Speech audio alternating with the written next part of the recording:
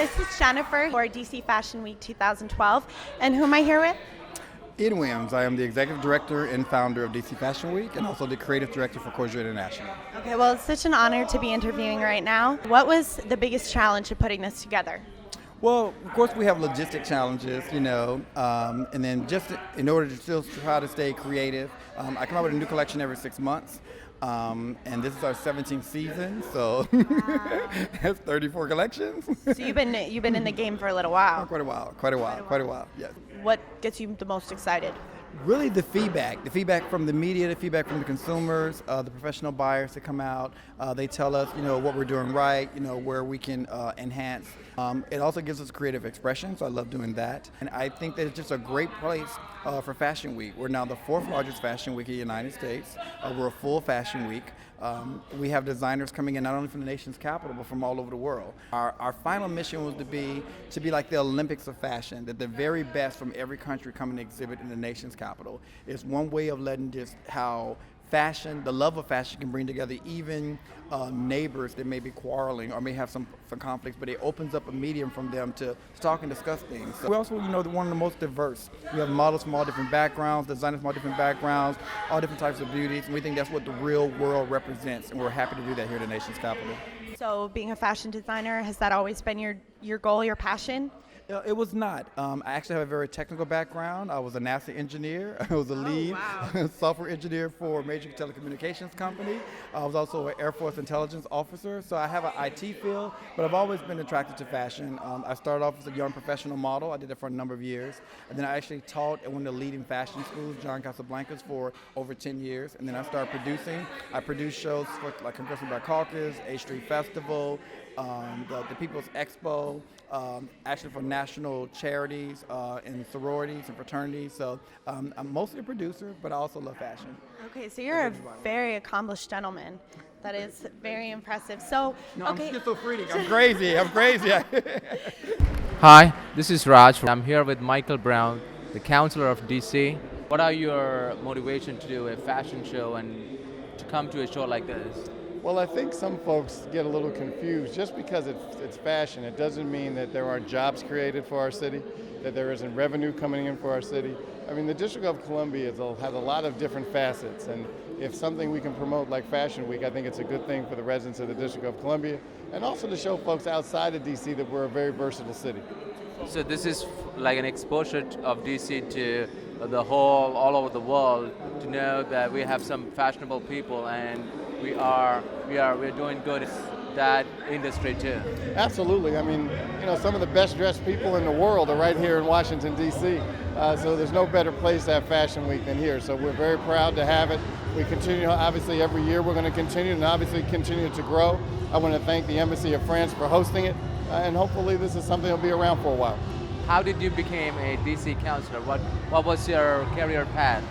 Well, I happen to be a lawyer, but I was so interested in politics and wanted to help residents of the District of Columbia. I ran for office. I didn't win my first time. I ran for office again. I won, and now I'm up for re-election in November. Oh, really? Yes. Okay, great. So they say that Abraham Lincoln, he lost 40 times, and the 41st time he became the president. So. And then keep in mind, Barack Obama also lost a race. He ran against a guy named Bobby Rush in Chicago. He lost and kept running, and now he's president of the United States. So how is your chances this year? What do you see? Well, I'm hoping that my legislative record will speak for itself and then I get reelected in November. So what is your main achievement? For how many years have you been the DC councilor? I've been on the council for 4 years, and the two things that I've been fighting for the hardest are jobs and affordable housing. We have a lot of new residents coming in our city, but we need to make sure that we have affordable housing for our teachers, police officers, firefighters, retired people, and we need to make sure our folks get jobs. So those are the two big things I've been working on. So what do you feel the difference between DC 4 years and 4 years after you became the councilor? I mean, it's not, I'm not trying to put you on the spot. No, it's quite all right. For example, one of the things we've done very successfully is trying to get DC residents jobs.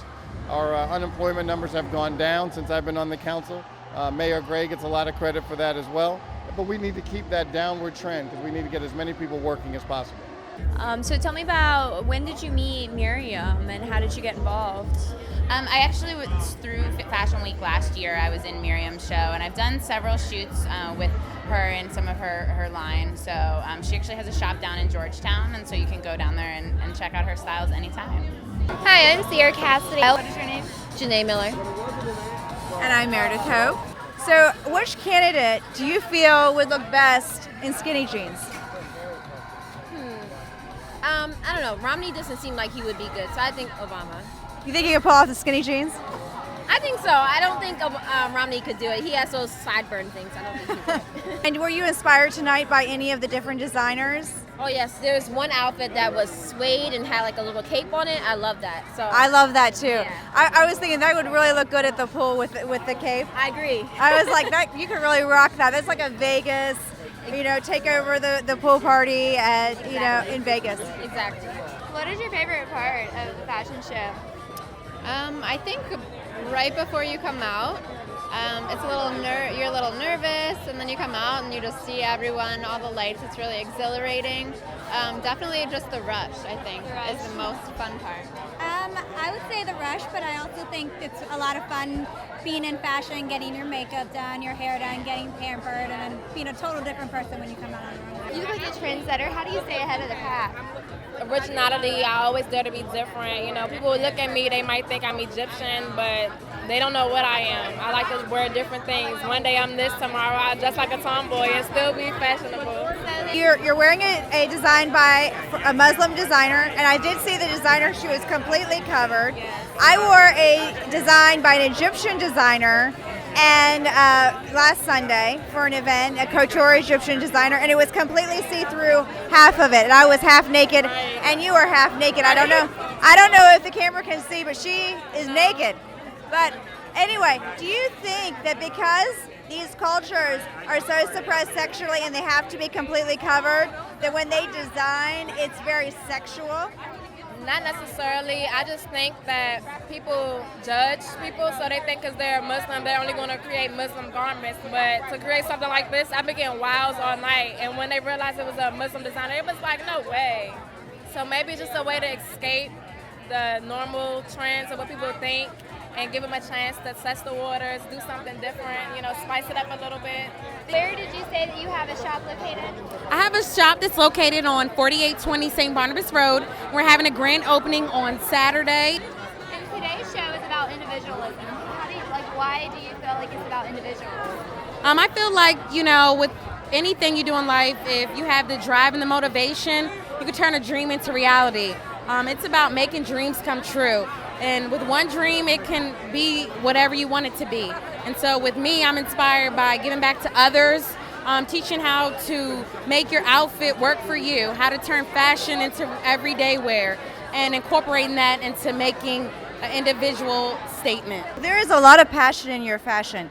Now, you came onto the runway with a lot of designs, and one of the things that I noticed that there was a lot of amazing embellishments, some very detailed stitching, a lot of detail in especially the backs. In fact, I'm going to do something kind of odd. I'm going to turn you around for the camera. I want to turn you around because I want to show the camera what is behind your dress, okay? This is just absolutely amazing. The detail here, even in her dress that she's wearing, is absolutely gorgeous. Now, for the Sufis, for being carefree people who didn't have money, this is very opulent. This is quite something. And I mean, just the stitching alone, and I noticed the backs, the detail is just as much as the back of the dress as it is in the front of the dress. And could you tell us a little bit about how these designs came about? Okay. So basically, I would not take the entire credit to myself. Basically, my sister is, especially the brain behind this collection is my sister, and she is an amazing designer, and pinks and turquoises and all that stuff. So that element kind of showed the passion. When you wanna go with something really strong and be visible, you like to go with the vibrant vibes and vibrant colors, and just to be it on your face. That's what it was all about. And what I'm most impressed of all are all the jewels that you've got on there, all the brilliance. Are they all original? Did you design them yourself? Yes. These pieces have been made exclusively for my collection. They have been, yes, they've been designed just to be on these outfits. And what kind of work does it take to get them on those outfits? Because they seem like they could be heavy, they could be intricate.